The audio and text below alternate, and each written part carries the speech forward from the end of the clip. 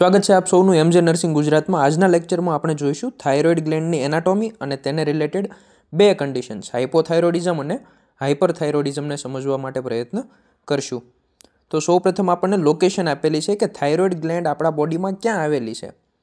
તો આપેલું છે કે C5 to C7 and T1 જે 5 નંબરની સર્વાઇકલ વર્ટિબ્રા છે ત્યાંથી શરૂ કરીને પ્રથમ એટલે કે પહેલા નંબરની થોરાસિક વર્ટિબ્રા સુધી આવેલી છે। ક્યાં આવેલી છે તો કે નેકના લોઅર પાર્ટમાં એટલે આપણો જે ગળાનો ભાગ છે તેના થોડાક નીચેના ભાગે આવેલી છે। આ જે આપણી નેક છે તેના લોઅર પાર્ટમાં થાઇરોઇડ ગ્લેન્ડ આવેલી હશે અને તેમાં પણ ફ્રન્ટ અને સાઈડમાં એટલે કે આગળના ભાગે અને બંને સાઈડમાં આપણે થાઇરોઇડ ગ્લેન્ડને જોઈ શકીએ। આ રીતે કેવા શેપની છે તો કે બટરફ્લાય શેપની એન્ડોક્રાઇન ગ્લેન્ડ છે। કેવા શેપની છે બટરફ્લાય શેપની એટલે કે પતંગિયા જેવો આકાર ધરાવે છે।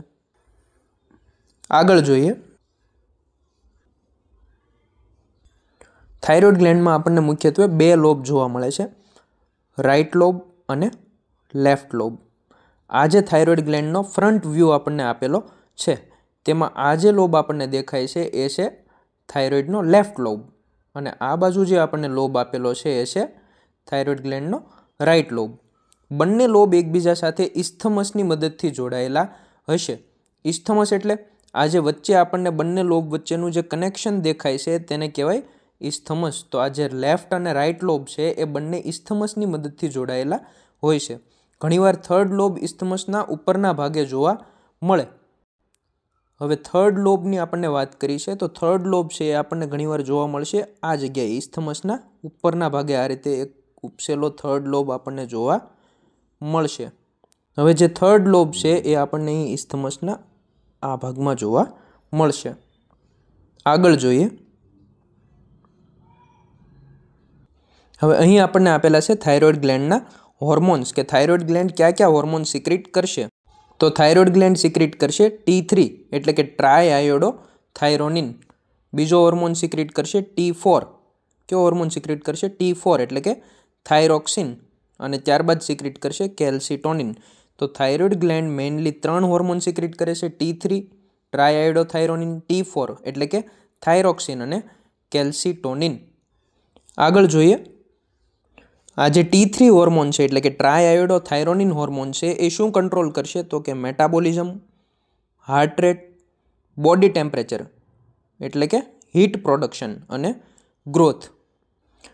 ત્યારબાદ જે T4 છે એ T4નું ફંક્શન પણ સેમ કોના જેવું હશે T3 જેવું, પરંતુ T4 છે એ કેવો છે વીકર છે એટલે કે T4 શેમાં કન્વર્ટ થતો હશે આપણા બોડીમાં મોટે ભાગે T3માં કન્વર્ટ થતો જોવા મળશે।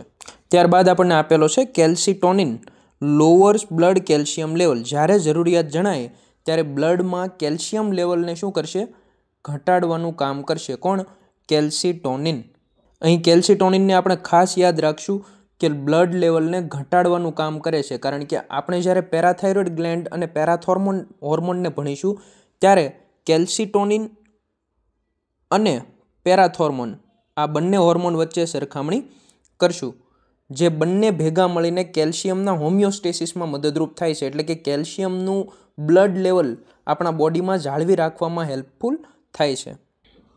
આ જે આપણને દેખાય છે એ છે થાઇરોઇડ ગ્લેન્ડનો બેક વ્યૂ એટલે કે પાછળના ભાગનો વ્યૂ, જ્યાં આપણને જોવા મળશે 4 પેરાથાઇરોઇડ ગ્લેન્ડ। શું જોવા મળશે 4 પેરાથાઇરોઇડ ગ્લેન્ડ્સ આવેલી જોવા મળશે કે જે પેરાથોર્મોન નામના હોર્મોનનું સિક્રેશન કરશે।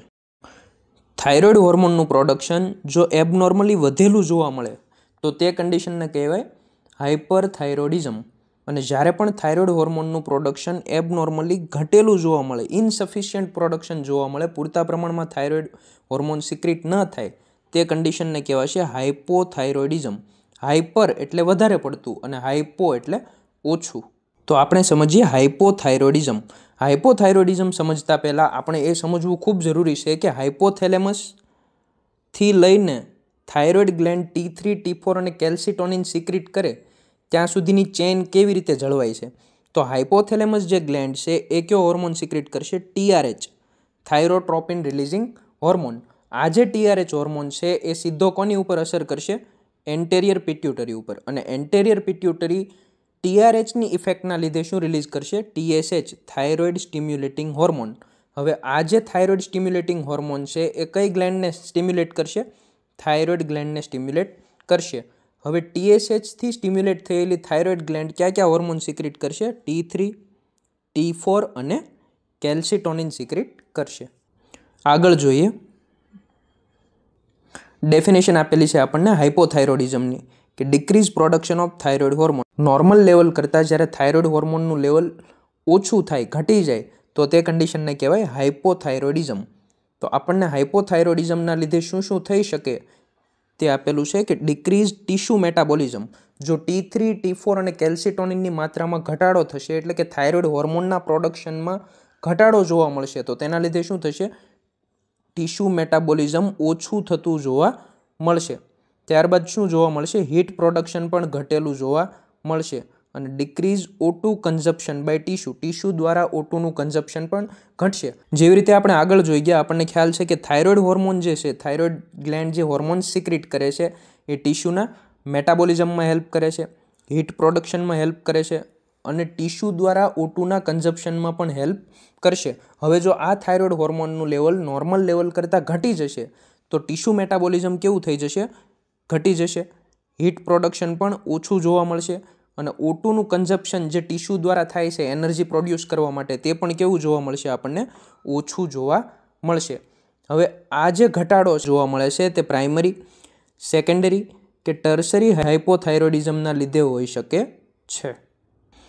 હવે આપણે પ્રાઇમરી, સેકન્ડરી અને ટર્સરી હાઇપોથાઇરોઇડિઝમ વચ્ચેના ડિફરન્સને સમજવા માટે પ્રયત્ન કરીએ. પ્રાઇમરી હાઇપોથાઇરોઇડિઝમ એટલે કે thyroid gland enable to produce thyroid hormone. Primary એટલે કે કોનામાં તકલીફ હશે? થાઇરોઇડ ગ્લેન્ડમાં. થાઇરોઇડ ગ્લેન્ડ પોતે સક્ષમ નથી થાઇરોઇડ હોર્મોન પ્રોડ્યુસ કરી શકવા માટે કોઈ કારણોસર. તો આવા હાઇપોથાઇરોઇડિઝમને કહેવાશે પ્રાઇમરી હાઇપોથાઇરોઇડિઝમ. ત્યારબાદ વાત કરીએ સેકન્ડરી હાઇપોથાઇરોઇડિઝમ. તો તેની ડેફિનેશન આપેલી છે કે due to problem with pituitary. જ્યારે પિટ્યુટરીમાં કોઈ પ્રોબ્લેમ હશે અને તેના લીધે પિટ્યુટરી TSH પૂરતા પ્રમાણમાં સિક્રેટ નહીં કરી શકતી હોય. હવે TSH સિક્રેટ નહીં થાય તો તેના લીધે થાઇરોઇડ હોર્મોન્સ પણ કેવા હશે? સાવ ઓછી માત્રામાં અથવા નહીવત. આ જે હાઇપોથાઇરોઇડિઝમની કન્ડિશન છે તેને કહેવાશે સેકન્ડરી હાઇપોથાઇરોઇડિઝમ. ત્યારબાદ જોઈએ ટર્સરી હાઇપોથાઇરોઇડિઝમ. તો તેમાં આપેલું છે કે inadequate secretion of TRH from hypothalamus. જે હાઇપોથેલેમસ ગ્લેન્ડ TRH સિક્રેટ કરે છે એ TRHના જે સિક્રેશન છે TRHનું એ કેવું જોવા મળશે? ઇનએડિકેટ જોવા મળશે. અપૂરતા પ્રમાણમાં TRHનું સિક્રેશન જોવા મળશે. જેના લીધે શું થશે? TSH પણ ઓછો સિક્રેટ થશે અને થાઇરોઇડ હોર્મોન પણ કેવા સિક્રેટ થશે? ઓછા પ્રમાણમાં સિક્રેટ થશે. ફરીથી જોઈએ, પ્રાઇમરી હાઇપોથાઇરોઇડિઝમ એટલે કોને એફેક્ટ થયેલી છે? થાઇરોઇડ ગ્લેન્ડને. સેકન્ડરી હાઇપોથાઇરોઇડિઝમ એટલે પિટ્યુટરીમાં તકલીફ હશે અને ટર્સરી હાઇપોથાઇરોઇડિઝમ એટલે કોનામાં તકલીફ હશે? હાઇપોથેલેમસ ગ્લેન્ડમાં. પ્રાઇમરી હાઇપોથાઇરોઇડિઝમમાં આપણને થાઇરોઇડ હોર્મોનનું લેવલ કેવું જોવા મળશે? ઘટેલું જોવા મળશે. કારણ કે ક્યાં તકલીફ છે? થાઇરોઇડ ગ્લેન્ડમાં પ્રોબ્લેમ છે કોઈ, એટલા માટે થાઇરોઇડ હોર્મોન ઘટેલા હશે. જ્યારે TSHનું લેવલ કેવું જોવા મળશે? વધેલું જોવા મળશે.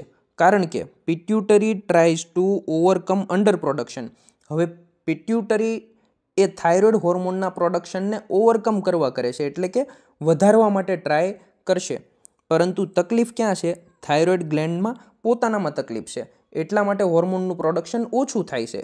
તો એ ઓછા પ્રોડક્શનના લીધે એ ઓછા પ્રોડક્શનનો મેસેજ જે પિટ્યુટરીને મળે છે એ મેસેજ લઈને પિટ્યુટરી વધારે ને વધારે TSH સિક્રેટ કરશે.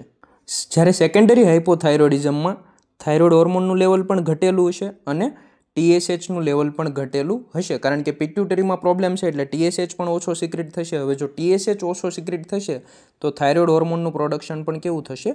ઓછું થશે. જ્યારે ટર્સરી હાઇપોથાઇરોઇડિઝમમાં TRH પોતે ઓછો સિક્રેટ થાય છે એટલે TSH પણ પિટ્યુટરી કેવો સિક્રેટ કરશે? ઓછો. અને થાઇરોઇડ હોર્મોનનું પ્રમાણ પણ આપણને ઓછું અથવા નહીવત પ્રમાણમાં જોવા મળશે. પ્રાઇમરી હાઇપોથાઇરોઇડિઝમ મોટે ભાગે કેવો જોવા મળે છે? ઓટો ઇમ્યુન જોવા મળશે. પ્રાઇમરી હાઇપોથાઇરોઇડિઝમ આપણને ઓટો ઇમ્યુન જોવા મળશે ત્યારે આપણે તેને કહીએ હાશીમોટો ડિઝીઝ. શું કહેવાય? Hashimoto disease. અને તેનો મોસ્ટ કોમન કોઝ હોય છે આયોડિન ડેફિશિયન્સી. પ્રાઇમરી હાઇપોથાઇરોઇડિઝમનો મોસ્ટ કોમન કોઝ કયો હશે? આયોડિનની ઉણપ. ત્યારબાદ પ્રાઇમરી હાઇપોથાઇરોઇડિઝમમાં એક ટર્મ આપણને આપેલી છે ક્રિટિનિઝમ. ક્રિટિનિઝમ એટલે કે decrease thyroid hormone production due to congenital defect. નાના બાળકોમાં જે હાઇપોથાઇરોઇડિઝમની કન્ડિશન જોવા મળે, થાઇરોઇડ હોર્મોનનું લેવલ ઘટેલું જોવા મળે, એ કન્ડિશનને શું કહેવાય? ક્રિટિનિઝમ. હવે આ જોઈ ગયા આપણે ક્રિટિનિઝમ. હવે આવી જ એક ટર્મ આવે છે એડલ્ટ માટે, કે જે હાઇપોથાઇરોઇડિઝમને રિલેટેડ છે, જે એડલ્ટમાં જોવા મળે છે, જેમાં સ્કિન સ્વોલન અને ફેસ ઉપર પફીનેસ જોવા મળશે. તે કન્ડિશનનું નામ તમારે કોમેન્ટ કરીને જણાવવાનું છે. હવે અહીંયા આપણને આપેલા છે હાઇપોથાઇરોઇડિઝમના મેનિફેસ્ટેશન્સ. તો જોઈએ. Decrease body metabolism, body metabolism ઘટશે. ડિક્રીઝ હીટ પ્રોડક્શન પણ ઓછું થશે, થાઇરોઇડ હોર્મોન ઓછા છે એટલે. ડિક્રીઝ ટેમ્પરેચરમાં પણ શું થશે? ઘટાડો થશે, કારણ કે હીટ પ્રોડક્શનમાં ઘટાડો થાય છે. ફોરગોટફુલનેસ જોવા મળશે. ડિપ્રેશનની કન્ડિશન પણ જોવા મળી શકે. બોડી મેટાબોલિઝમ ઘટવાના લીધે વેઇટમાં પણ વધારો થતો જોવા મળશે. ત્યારબાદ હીટ પ્રોડક્શનમાં ઘટાડો થવાના લીધે શું જોવા મળશે? કોલ્ડ, બોડી કેવું રહેશે? કોલ્ડ રહેશે, અને સ્કિન કેવી થશે? ડ્રાય સ્કિન જોવા મળશે. ત્યારબાદ આપણને આપેલું છે મેનેજમેન્ટ. હાઇપોથાઇરોઇડિઝમના મેનેજમેન્ટમાં આપણે શું કરશું? થાઇરોઇડ હોર્મોનના સપ્લિમેન્ટ જેમ કે લિવોથાઇરોક્સિન, સોડિયમ એ આપણે પેશન્ટને આપશું.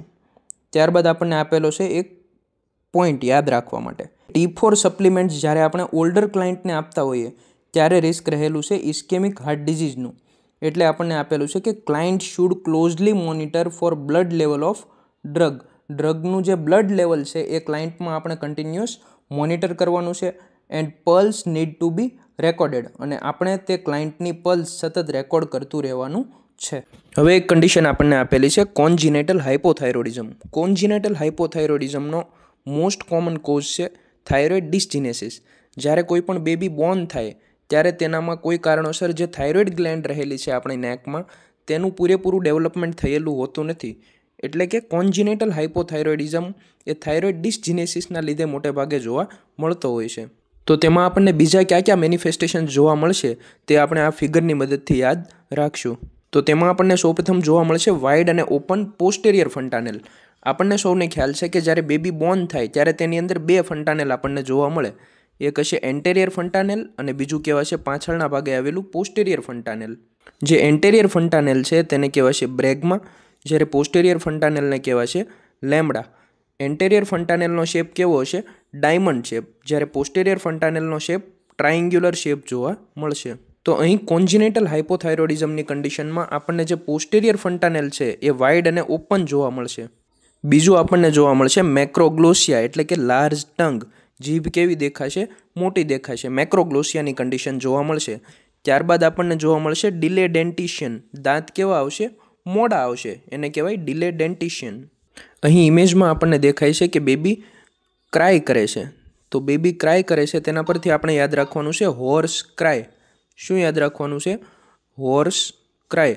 હોર્સ ક્રાયનો અર્થ એવો થશે કે જ્યારે આપણને સોર થ્રોટ થાય અને આપણો અવાજ જેવો ઘેરો થઈ જાય, તો એ પ્રકારના અવાજમાં જ્યારે બેબી આપણને રડતું દેખાય તો તેવા પ્રકારના ક્રાયને કહેવાશે હોર્સ ક્રાય. ત્યારબાદ આપણને બેબીના ફેસ ઉપર સ્વેલિંગ અને ઈડીમાં પણ જોવા મળશે. આપણને અહીં ફિઝિયોલોજિકલ જોન્ડિસનું પણ પ્રોલોંગેશન થતું જોવા મળશે. બે પ્રકારના જોન્ડિસ હોય, આપણને સૌને ખ્યાલ છે, પેથોલોજિકલ જોન્ડિસ અને ફિઝિયોલોજિકલ જોન્ડિસ. પેથોલોજિકલ જોન્ડિસ એટલે કે જે 24 કલાકની અંદર જોવા મળે જન્મના, અને ફિઝિયોલોજિકલ જોન્ડિસ એટલે કે જે બાળકના જન્મના 24 કલાક બાદ આપણને જોવા મળે. તો આ જે ફિઝિયોલોજિકલ જોન્ડિસ છે તે 1 થી 2 વીકની અંદર રિઝોલ્વ થઈ જાય, પરંતુ જ્યારે આ સમયગાળો વધારે લંબાય, પ્રોલોંગેશન થાય ફિઝિયોલોજિકલ જોન્ડિસની કન્ડિશનમાં, તો એ કોન્જિનેટલ હાઇપોથાઇરોઇડિઝમના લીધે પણ હોઈ શકે છે. બેબીમાં આપણને મેન્ટલ રિટાર્ડેશન અને ગ્રોથ રિટાર્ડેશન પણ જોવા મળશે. જોઈએ કોન્જિનેટલ હાઇપોથાઇરોઇડિઝમમાં મોસ્ટ કોમન કોઝ આપણને આપેલો છે થાઇરોઇડ ડિસજીનેસિસ, એટલે કે થાઇરોઇડ ગ્લેન્ડનું ડેવલપમેન્ટ પૂરેપૂરું થયેલું હોતું નથી 75 થી 80% કેસીસમાં. ત્યારબાદ આપેલું છે વાઇડ અને ઓપન પોસ્ટેરિયર ફન્ટાનેલ, એટલે કે લેમ્બડા કેવું હશે? વાઇડ અને ઓપન હશે. મેક્રોગ્લોસિયા એટલે કે લાર્જ ટંગ જોવા મળશે. Prolongation of physiological jaundice, edematous face, hoarse cry, growth retardation અને mental retardation within 2 years of age. 2 વર્ષની અંદર જ બેબીમાં આપણને શું જોવા મળી શકે? મેન્ટલ રિટાર્ડેશનની કન્ડિશન. કોન્જિનેટલ હાઇપોથાઇરોઇડિઝમની કન્ડિશનને ડાયગ્નોઝ કરવા માટે નિયોનેટલ સ્ક્રીનિંગ કરવામાં આવશે. જેમાં TSH અને T4નું સ્ક્રીનિંગ થશે. ક્યારે? તો કે done at postnatal day 2 to 4. બેબીને બોર્ન થાય તેના 2 થી 4 દિવસની અંદર ફિલ્ટર પેપર મેથડની મદદથી TSH અને T4નું સ્ક્રીનિંગ થશે. 2 થી 4 દિવસ એટલા માટે કારણ કે બેબી બોર્ન થશે તરત તેની અંદર મેટર્નલ T4 રહેલો હશે, જેના લીધે કોન્જિનેટલ હાઇપોથાઇરોઇડિઝમના કોઈ પણ સાઇન સિમ્ટમ આપણને અર્લી દેખાશે નહીં. ટ્રીટમેન્ટ જોઈએ કોન્જિનેટલ હાઇપોથાઇરોઇડિઝમની. ટ્રીટમેન્ટમાં આપણને આપેલું છે T4 રિપ્લેસમેન્ટ. આપણે થાઇરોક્સિન હોર્મોનનું રિપ્લેસમેન્ટ કરવાનું છે.